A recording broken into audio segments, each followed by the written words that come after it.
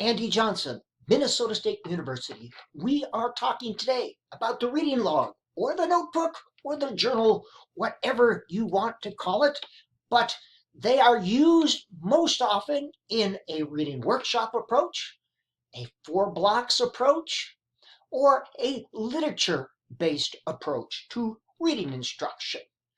What is it? It's a simple notebook.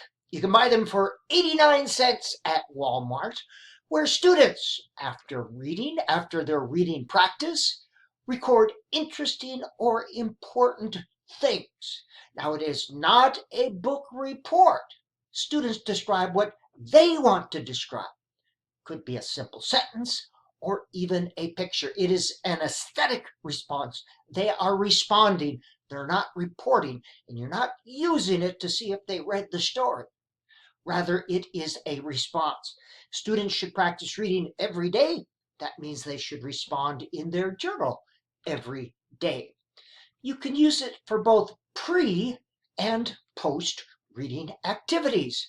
Now here, the student is asked to make a connection. Making personal connections with what you read is important. It helps you engage at deeper levels. But these can be used for pre and post, and I'll show you this. I like them because it's better than a stinking workbook. You can do a lot more. You can teach skills. You can actually address comprehension, and they don't cost as much money. They are pennies, pennies, pennies per page. You can use them for skills instruction. Short A, long A. You can use them for writing. Short little writing activities. Describe a time when you were mad. They write it and they share with their neighbors. Responding to stories and any kind of writing activities. You're limited only by your imagination. Now, when I use them, I like to put the prompt on the board before they begin their silent reading. Now, each student then can be reading a different book. You could say something like, describe an interesting character, describe a problem in the story. Each student, even though they're reading different books, can respond to that, and they can share their ideas in small group after. Here are some ideas that you can use, and you're limited only by your imagination. What you want to get away from is the report. Describe what happened when. All right? You want them to respond to the greatest extent possible. And I always say, ask questions for which you don't know the answer or that don't have a specific answer. Here's an idea. Beginning, middle, end is common. This is a form of analysis. Describe important events or activities that happen in the beginning, middle, and end. Analysis. Now, where do you keep these? Hint, not in their desks. They become lost once they go in a desk, or they can be used for homework instead of what they're supposed to be used for. I like to keep them on the shelf in a sacred space.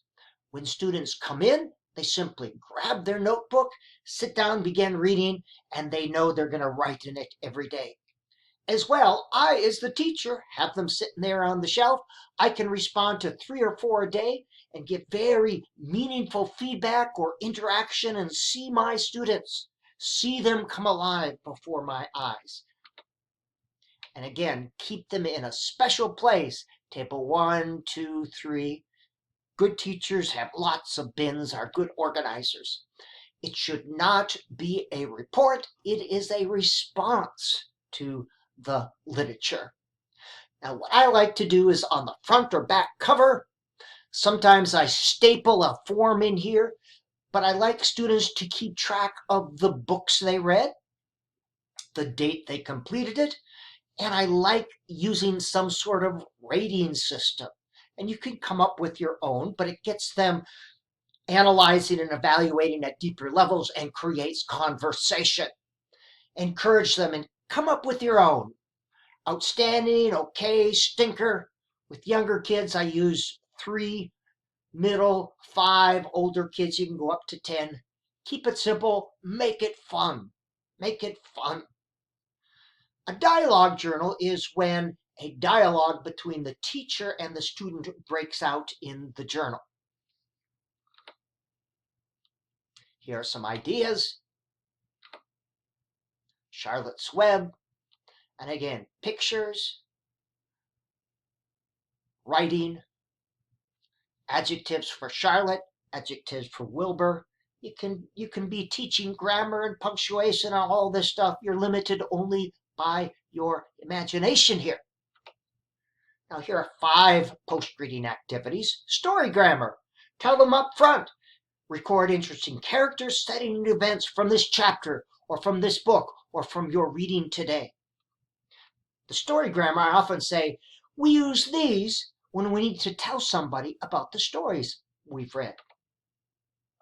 Here's a simple rating form. And again, students name a book, rating, what do you want to tell people, and the reviewer. Simple, simple. Story map. You will use this as a pre-reading activity a lot, and eventually students can do this on their own.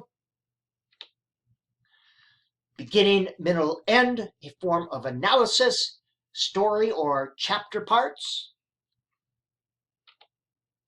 Comparing. Now, comparing yourself to the story is a way to make these personal connections, but you could compare one story to another story or one character to another character or the book to the movie. It gets them engaged at deeper levels. And here's the thing, you can use learning logs in any class across the curriculum.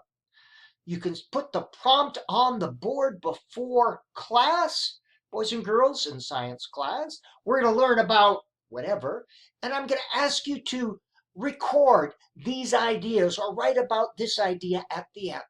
So you give them the prompt so they have to pay attention, they have to listen.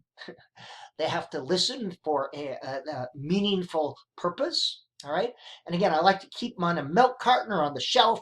They can grab their learning logs when they come into the class if you want to use them in grades 6 through 12. Reading logs. Some ideas.